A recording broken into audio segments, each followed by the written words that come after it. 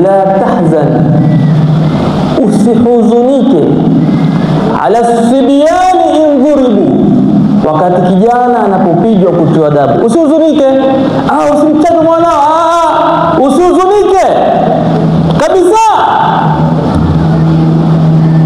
Fa inna ad-darba yafna wa yabqa al-ilmu wal-adabu, lile pigo la mwalimu litapotea, lakini huyu kijana atainukia na adabu, atainukia na ilmu.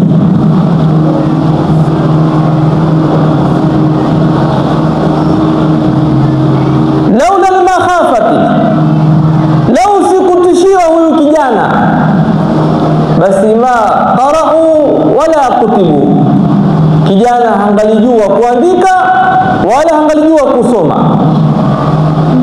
Kwa hivyo mzazi, usione utungu mwanao yapigwa, mwanao yuatengezwa na mwalimu, mwanao yatiwa adabu na mwalimu, kuoneshwa hili si sawa.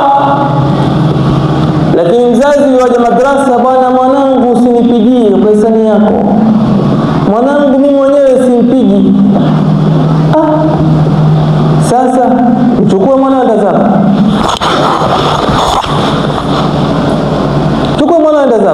kisha baada ya muda mzazi waje kwa hisani yako, ustadi nenda kamchukue yule na umtandike bana, hasa kwisha bana. Sasa umemtoa mwenyewe, leo umemtoa mwenyewe